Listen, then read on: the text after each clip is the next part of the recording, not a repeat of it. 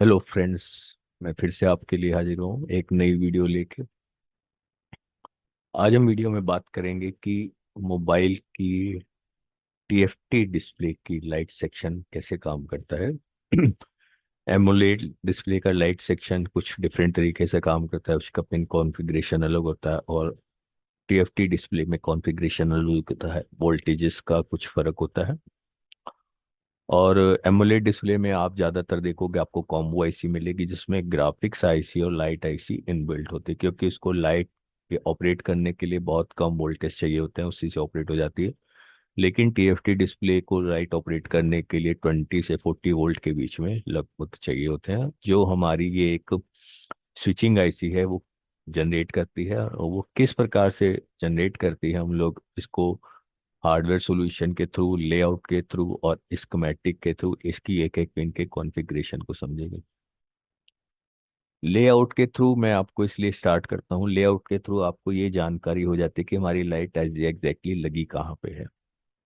आपको अलग अलग जो भी उसकी सील्ड है वो निकालने की जरूरत ना पड़े, आप सिर्फ यहाँ से हार्डवेयर से ये आइडिया ले लीजिए सॉल्यूशन से कि लाइट ऐसी आपकी लगी कहाँ पे है।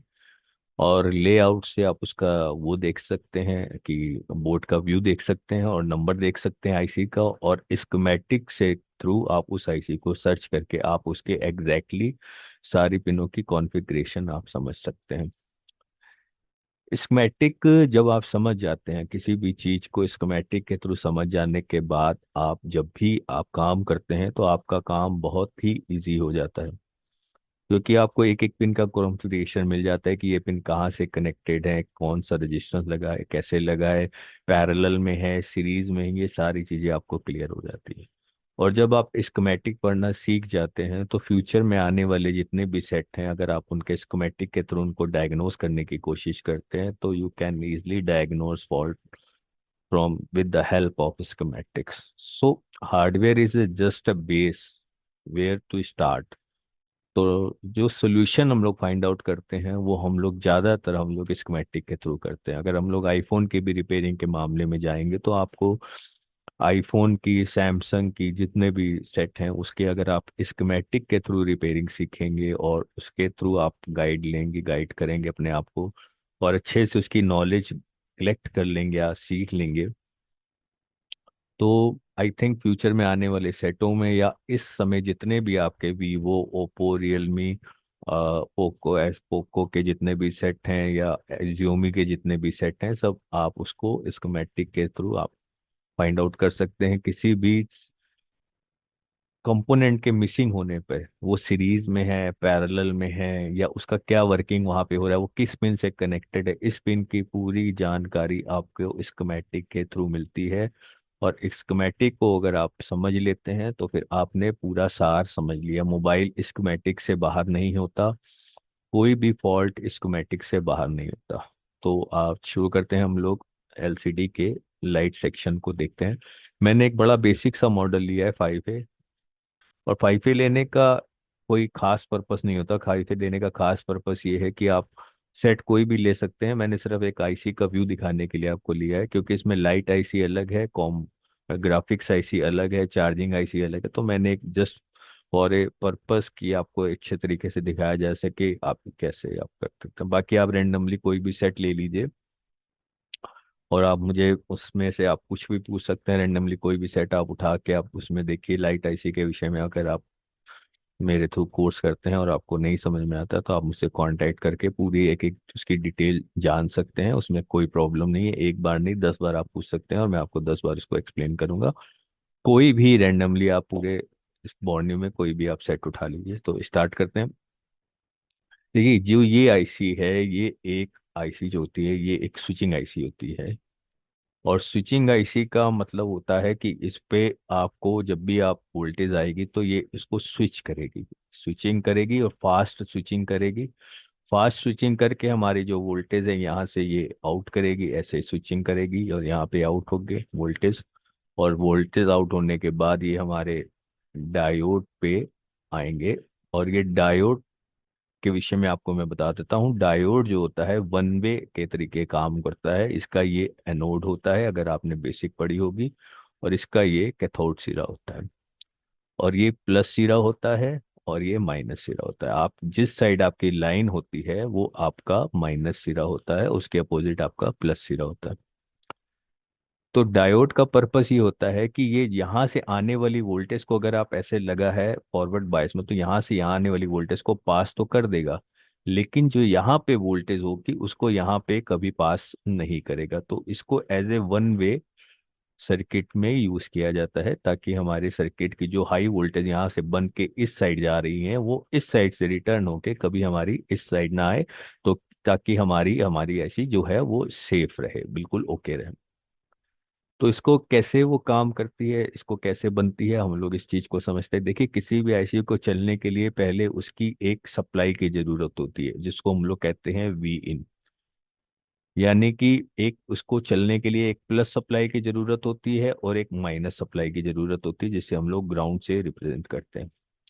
तो इस केस में हम लोग देखते हैं इसकी वी इन जो है, ये हमारी 6 नंबर पिन पे इसको वी इन यानी कि वीपीएच पावर। आप लोगों को पता ही होगा वीपीएच पावर कहाँ से आती है। अगर नहीं पता है तो वो भी आपको बताया जाएगा। पहले सेट बैटरी से ऑपरेट होते थे, अब वीपीएच पावर से ऑपरेट होते हैं। ये वीपीएच पावर कैसे बनती है, कहाँ से बनती है और क्यों बनाना जरूरी है, अगर आपको इस विषय में नहीं पता है तो इसके विषय में आपको भी मैं बताऊंगा जब आप मेरा कोर्स परचेज करते हो। तो वीपीएच पावर बनने के हमारे पास देखिए दो सोर्स होते हैं। एक से चार्जर से हमारा एक सोर्स होता है, एक बैटरी से हमारा सोर्स होता है। दोनों सोर्स के थ्रू हमारी डीसी टू डीसी आईसी जो होती है वो हमारी वीपीएच पावर कन्वर्ट करती है माइक उसमें क्वालकॉम के सेट में, और वोल्ट सिस जनरेट करती है वीपी, जो कि वीपीएच की जगह जैसे वोल्ट सिस होगा अगर मीडियाटेक का सेट होगा। तो उसको हम लोग समझेंगे अगले वीडियो में, जब हम लोग चार्जिंग के चैप्टर को पढ़ेंगे, जब आप लोग उसको समझोगे तो वीपीएच हमारी एज ए बैटरी आप समझिए, ये हमारी रेफरेंस वोल्टेज होती है। अब ऑन करने के लिए वोल्टेज होती है, कॉइल के थ्रू आती है, और ये कॉइल जो होती है ये डीसी को पास करती है और एसी को रोकने का काम करती है। ये तो आपने बेसिक में पढ़ा ही होगा। और डीसी को शुद्ध डीसी करने के लिए ये हमारी कॉइल का इस्तेमाल किया जाता है, जिसे हम लोग एल से रिप्रेजेंट करते हैं।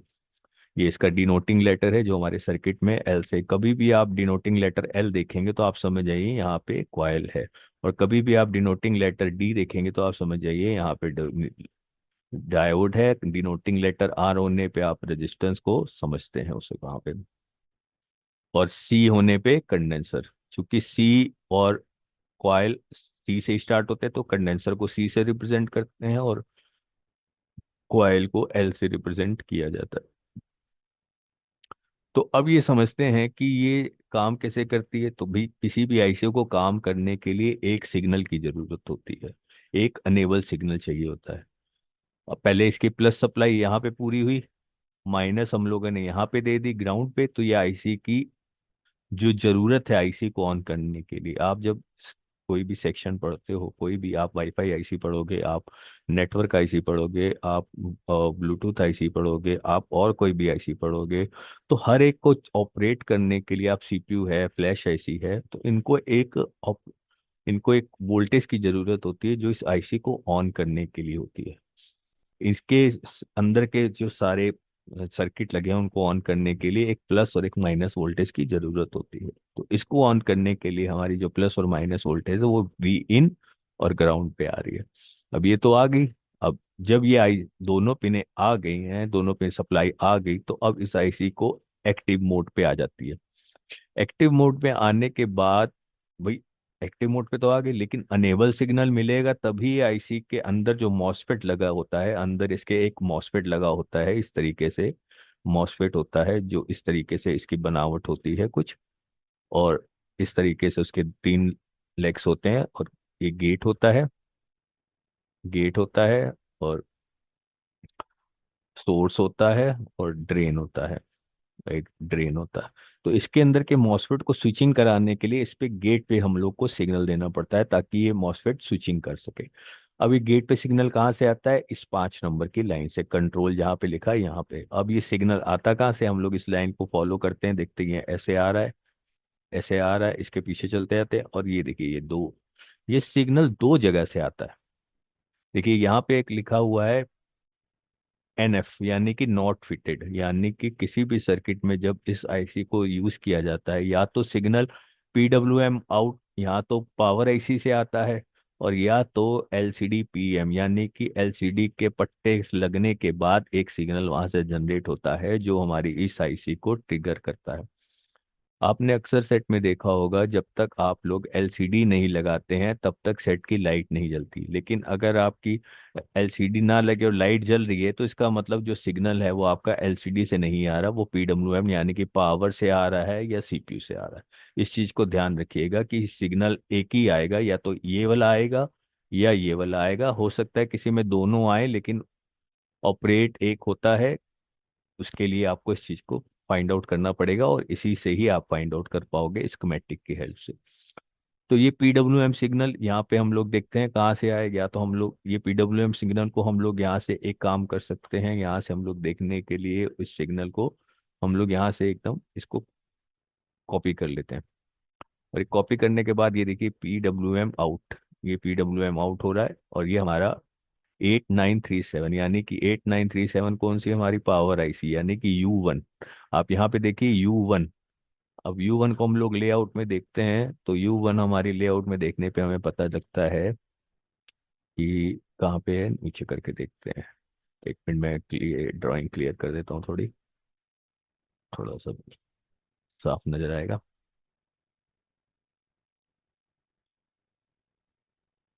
सॉरी, मैंने गलत नंबर देख लिया है। यू 07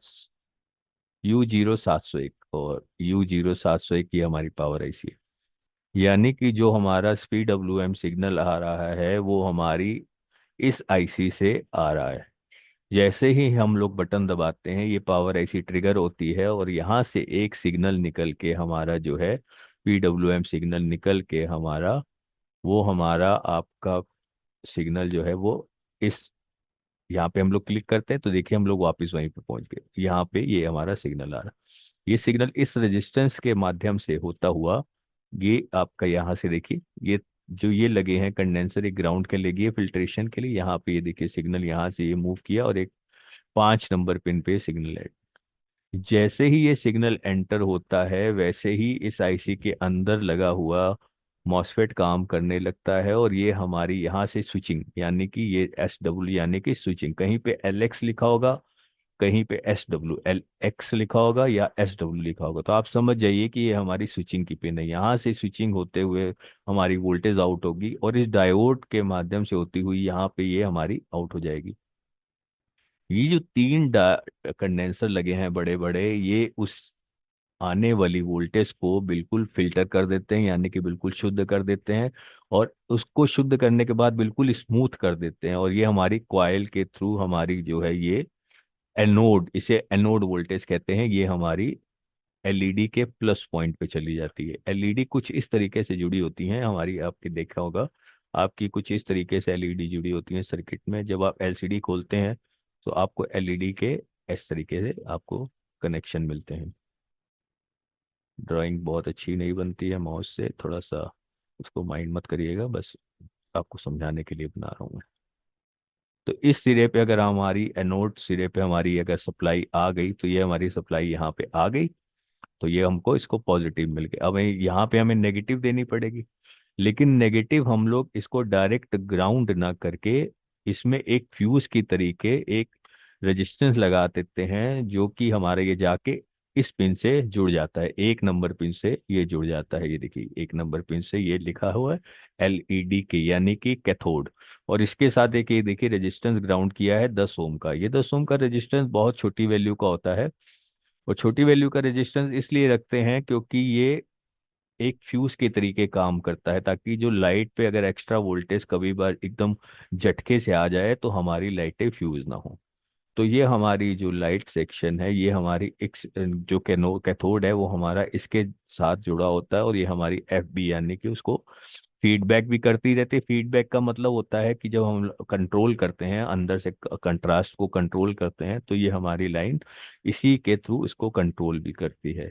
तो FB का मतलब कंट्रोल हो गया, और ये हमारी नेगेटिव सप्लाई हो गई। पॉजिटिव हमने यहाँ से दे दी, और नेगेटिव हमने यहाँ से इसको, ये पॉजिटिव हमारी यहाँ से आ जाएगी 50 वोल्ट लिखा हुआ है, और ये हमारी नेगेटिव यहाँ से आगे, तो हमारा पूरा सर्किट कंप्लीट हो जाता है। अब पूरा सर्किट तो कंप्लीट हो गया, आपने पूरा सर्किट देख लिया कि ये कंप्लीट हो गया है। अब कई बार सवाल ये आता है कि आप इसको फॉल्ट फाइंड कैसे करेंगे। मेन क्वेश्चन आता है, सारा सर्किट तो आपने समझ लिया कि ऐसे करना है, ये कनेक्शन है, ये कनेक्शन है। जब हम लोग फॉल्ट फाइंड करने जाते हैं तो हम लोगों को क्या एग्जैक्टली चेक करना होता है, सबसे बड़ा क्वेश्चन यहाँ पे आता है। अक्सर मैंने देखा है स्टूडेंट्स यहाँ पे आके स्टक हो जाता है कि हमें इसको फॉल्ट फाइंड कैसे करना है, हमें स्टार्ट कहाँ से करना है इसको। और स्टार्ट करने के लिए आपको हर एक कंपोनेंट के विषय में बहुत अच्छी जानकारी होनी चाहिए। हर एक कंपोनेंट के ना होने या होने से क्या होना चाहिए ये आपको बहुत अच्छे से मालूम होना चाहिए। अगर आपको बेसिक के विषय में आपको जानकारी लेनी है तो भी मेरे आप कोर्स कर सकते हैं। उसमें मैं बेसिक के विषय में आपको डिटेल में बताता हूँ, सीरीज में पैरेलल में क्या है। और इसमें भी आपको मैं बताऊंगा, जितना हो सकता है मैं बताऊंगा, जितना आप समझ सकते हैं समझिएगा, और जितना अगर आपसे ना समझे तो फिर आप मुझे बताइए। तो यहाँ पे फॉल्ट फाइंडिंग करने के लिए सबसे पहले हम लोग इस कॉइल के ऊपर हम लोग वीपीएच चेक करते हैं। क्योंकि हमारी सबसे पहली रिक्वायरमेंट क्या होती है कि हमारी वीपीएच जो है वो हमारी आईसी तक पहुंचे, यानी कि हमारी 6 नंबर पिन पे अगर हमारी वीपीएच कितनी होगी, ये जितनी बैटरी के अप्रोक्स 3.6 वोल्ट जो होती है, जितनी बैटरी होती है उतनी आपकी वीपीएच होगी अप्रोक्स। तो 3.6 वोल्ट हमारी इस कॉइल के थ्रू यहाँ पहुंचनी चाहिए, और इस कॉइल के थ्रू होती हुई हमारी 1 नंबर पे पहुंचनी चाहिए। सबसे पहले जब भी आप लाइट सेक्शन को चेक करने जाएंगे तो सबसे पहला काम आपको यही चेक करना है कि 3.6 वोल्ट। अच्छा, इसको भी छोड़िए, सबसे पहले आप स्टार्ट करिए कूल टेस्टिंग से। कूल टेस्टिंग क्या होता है? कूल टेस्टिंग होता है कि आप किसी भी चीज़ की रीडिंग को लेना। रीडिंग को लेने का मतलब होता है कि आप जब मल्टीमीटर होता है उसको आप डायोड रेंज में यानी कि बजर रेंज में जब रखते हैं, और उसको बजर रेंज में रखने के बाद आप लाल वाली प्रॉप को, लाल वाली तार को ग्राउंड के साथ कनेक्ट कर देते हैं। पूरी बॉडी ग्राउंड ही होती है, और ब्लैक वाली वायर से आप इसके 1 नंबर पिन पे रीडिंग लेते हैं। 1 नंबर पिन पे आपको एक रीडिंग आनी चाहिए करीब 350 450 के आसपास। ये आपकी एक नॉर्मल रीडिंग होती है, एक वैलिड रीडिंग ये होती है 350 450। फिर आपकी कंट्रोल पिन पे रीडिंग होनी चाहिए, क्योंकि अगर एक कंट्रोल पिन जुड़ी होगी तो आपको रीडिंग होनी चाहिए। फिर आपकी एक यहाँ पे रीडिंग होनी चाहिए सॉफ्टवेयर पिन पे SW, यानी कि यहाँ पे 550 के आसपास रीडिंग होनी चाहिए। तब आप समझेंगे कि ये पिन हमारी सही है, अगर 550 की आ रही है। यहाँ पे आपको बजर बोलेगा, और यहाँ पे आपको कुछ रीडिंग नहीं मिलेगी क्योंकि इसके साथ एक कंडेंसर ग्राउंड हुआ है, वो इंटरनल सर्किट के काम करने के लिए। और यहाँ पे आपको 10 ओम की रीडिंग मिलेगी। तो ये रीडिंग आप अपने हिसाब से एक नोट करवा भी सकता हूँ, मैं आपको नोट करवा दूंगा। एक फ्रेश आप बोर्ड से इस रीडिंग को ले सकते हैं। रीडिंग को लेने के बाद आपकी कूल टेस्टिंग, अगर आपको फाइंड आउट होता है कि नहीं मेरी यहाँ पे शॉर्टिंग आ रही है या मेरी कहीं और शॉर्टिंग आ रही, मान लो आपको किसी भी पिन पे, यहाँ पे आपके ये यहाँ पे भी आपको एक रीडिंग मिलेगी इस पॉइंट पे कंडेंसर के, यहाँ भी आपको 500 550 की रीडिंग मिलनी चाहिए। आपको किसी पॉइंट पे जहाँ पे आपको रीडिंग शो होनी चाहिए, जैसे वी इन है, SW है, कंट्रोल पिन है, जहाँ पे आपको रीडिंग मिलनी चाहिए वहां पे आपको कभी भी ग्राउंड नहीं मिलना चाहिए, यानी कि शॉर्टिंग नहीं होनी चाहिए। अगर शॉर्टिंग के विषय में भी आप नहीं समझते हैं तो आप मुझे बताइएगा, शॉर्टिंग को कैसे समझा जाएगा, कि कौन किसको हम लोग शॉर्ट समझेंगे किसको शॉर्ट नहीं समझेंगे, वो भी मैं अपने कोर्स में एक्सप्लेन कर दूंगा। अब वी इन में भी आपको रीडिंग मिलनी चाहिए, कंट्रोल पिन पे भी, सॉफ्टवेयर पिन पे। यानी कि आपको यहाँ पे मान लीजिए यहाँ पे आपको शॉर्ट मिल रहा है, तो शॉर्टिंग अगर मिल रही है यहाँ पे आपको बी बज रही है, तो इसका मतलब ये कंडेंसर की लाइन आपकी शॉर्ट हो सकती है। और ये जहाँ पे ये आउटपुट जा रहा है वो भी आपका शॉर्ट हो सकता है। आउटपुट आपका कनेक्टर पे जा रहा है, तो आप कनेक्टर से डिस्प्ले को रिमूव कर दीजिए, उसके बाद यहाँ पे शॉर्टिंग चेक कीजिए। उसके बाद भी अगर यहाँ पे शॉर्टिंग आपको मिलती है, तो शॉर्टिंग मिलने के लिए आप इसके पीछे आएंगे, यहाँ पे देखेंगे आपको कितनी शॉर्टिंग मिल रही है। यहाँ पे जितनी आपको फुल शॉर्टिंग मिल रही है, तो यहाँ पे भी आपको शॉर्टिंग अगर मिल रही है, तो इसका मतलब कि जो आईसी से लाइन आ रही है आपकी 6 नंबर से जो कॉइल से कनेक्टेड है, यहाँ भी आपको शॉर्टिंग ही मिलेगी, यहाँ भी आपको शॉर्टिंग ही मिलेगी। तो इसका मतलब हो सकता है कि आपकी इस लाइन से लेके इस लाइन तक जो शॉर्टिंग है वो या तो इन तीनों कंडेंसर के होने की वजह से, मैं अगर इन तीनों कंडेंसर में से एक भी शॉर्ट होगा तो वहाँ आपको शॉर्टिंग मिलेगी। तो फर्स्ट ऑफ ऑल हम लोग इन कंडेंसर को आ, एक आई स्कैनिंग होता है। हम लोग आई स्कैनिंग क्या होता है कि हम लोग अपनी आईज को बहुत अच्छे से इस्तेमाल करते हैं सर्किट के ऊपर। हम लोग वाटर लॉक के लिए या वाटर रेजिस्टेंस के लिए पानी से खराब हुए कंडेंसर को अलग से पहचान सकते हैं, वो उनके कलर्स को कुछ चेंज हो जाते हैं। तो आप इन कंडेंसर को बहुत ध्यान से देखिएगा, या इन पे आप शॉर्ट किलर अप्लाई करके देखिएगा। शॉर्ट किलर्स के थ्रू आपको कोई भी या इसको स्मोक दे के देखिएगा, ताकि ये आपका कोई भी कंडेंसर अगर गर्म हो रहा होगा तो आपको वो हल्का सा अपना कलर चेंज करेगा या धुएं से उसको गर्म कर देगा। तो आप एग्जैक्टली उस पॉइंट को चेक कर सकते हैं। और अगर आपको इनमें से कुछ भी नहीं करना है तो आप तीनों कंडेंसर को आराम से रिमूव करके बाहर रख लीजिए। और प्रॉपर चेक करने के बाद अगर आपको लगता है वहाँ शॉर्टिंग नहीं, तो आप लगा सकते हैं बाद में, जो मैंने इजी तरीका आपको बता दिया। तो शॉर्टिंग के लिए जो आप शॉर्टिंग चेक करेंगे, यहाँ पे और इन लाइन वी वी वी इन पे, जो वी इन पे शॉर्टिंग है यहाँ पे भी आप चेक करेंगे। अब आपको शॉर्टिंग नहीं मिली है, तो शॉर्टिंग नहीं मिली है, सारी कंडीशन ओके आ रही है, सारी चीजें ओके आ रही है, शॉर्टिंग आपकी नहीं मिली है, और आपने सारे कनेक्शन भी चेक करनी है पॉइंट टू पॉइंट, तो अब हम लोग सिग्नल को चेक करेंगे, सिग्नल हमारा आ रहा है कि नहीं आ रहा। अब सिग्नल चेक करने के लिए क्या तरीका है, एक तो आप लगे लगे सिग्नल चेक कर सकते हैं। अब एक तरीका है, आप आईसी को रिमूव कर दीजिए। आईसी को रिमूव करने के बाद होगा क्या, कई बार क्या होता है कुछ रीडिंग आपको लगी आईसी में मिल जाती है, लेकिन जब आप आईसी हटाते हो तो वो रीडिंग आपको पता लगता है कि वो इस आईसी की ही रीडिंग है।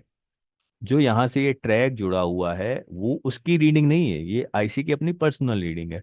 तो आप इस आईसी को कुछ सेकंड कुछ मिनट्स के लिए रिमूव कर दीजिए, और अब यहाँ पे आप इसकी रीडिंग लीजिए नीचे बोर्ड पे, इसकी रीडिंग लीजिए और इसकी रीडिंग लीजिए कि अब प्रॉपर रीडिंग आ रही है कि नहीं आ रही।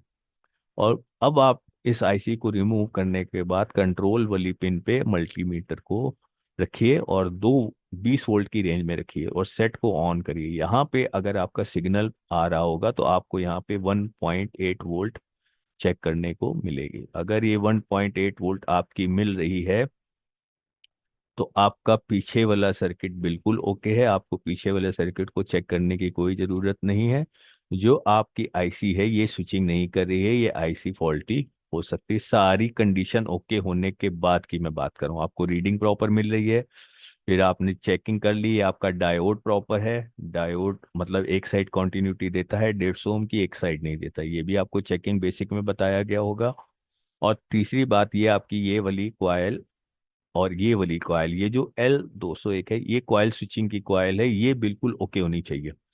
इस कॉइल को आप चेंज भी कर सकते हैं। मैं आपको बताता हूँ मोस्ट ऑफ द केसेस में ये कॉइल और ये कंडेंस डायोड ये फॉल्टी होते हैं। आपको बहुत ज़्यादा हेडक लेने की ज़रूरत नहीं है, आप सबसे पहले इनको चेंज करके आप देख सकते हैं और इनसे ही आपकी प्रॉब्लम रिमूव हो जाएगी। बहुत लास्ट केस में आप आईसी को रिमूव करेंगे जब आप सिग्नल को भी प्रॉपर चेक कर लेंगे।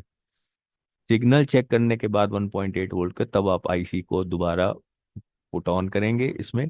और हो सकता है अगर आपके पास आईसी हो तो आप आईसी चेंज करके भी देख सकते हैं, लेकिन आई होप कि इतने में ही आपका फॉल्ट निकल जाएगा। आप कॉइल या इसको चेंज करेंगे तो ही आपका फॉल्ट निकल सकता है। बस आपको अपनी रीडिंग को, मेन जो चीज है वो आपको रीडिंग लेना आना चाहिए कि आपकी एक वैलिड रीडिंग क्या है। जब आप वैलिड रीडिंग ले लेते हो किसी भी चीज की, आपको पता है हमें 550 मिलनी चाहिए रीडिंग, अब 525 मिल रही है या 560 मिल रही है तो इससे कोई वेरी नहीं होता। आपको रीडिंग बिलो 200 नहीं मिलनी चाहिए।